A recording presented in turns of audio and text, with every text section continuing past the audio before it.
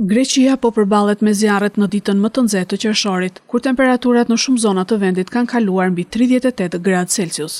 Pranë qytetit bregdetar të Palaja, Fokajos, 40 km në jug të Athinës, 130 zjarrfikës dhe 10 vullnetar po përpiqen për orë të tëra të kontrollojnë disa vatra zjarri. Mbi 1000 persona janë evakuuar nga 4 fshatra: Triantafyllia, Karakas, Katafugi, Torkolimano dhe qyteza e Thimarit, pas mesazheve të njëpasnjëshme nga numri i emergjencës civile 112. 10 shtëpi janë shkrumbuar dhe të tjera kanë pësuar dëme, ndërsa ndihmë për evakuimin e banorëve që rrezikoheshin nga zjarri dhe tymi i dendur që ka mbytur zonën kanë dhënë edhe forcat policore. 12 avion dhe 12 helikopter zjarrfikës, forcat të ushtrisë dhe të rojes bregdetare, autocisterna ujit të bashkive lokale dhe vullnetar deri në orët e mbrëmjes së të enjtes janë përpjekur për të kontrolluar vatrat e shpërndara dhe për të parandaluar që flakët të shkojnë drejt pyllit të Lavrios.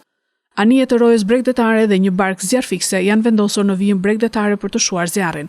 Zjarret kanë qenë të shumta gjatë gjithë javës në vend dhe autoritetet e mbrojtjes civile paralajmërojnë për rrezikshmëri edhe në orët e ardhshme, deri në fundjavë kur pritet të bien temperaturat dhe fuqia e erës.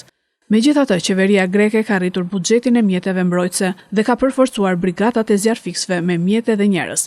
Zjarret vazhdojnë të djegin shumë zona dhe për shkak të thatësirës dhe temperaturave tepër të larta.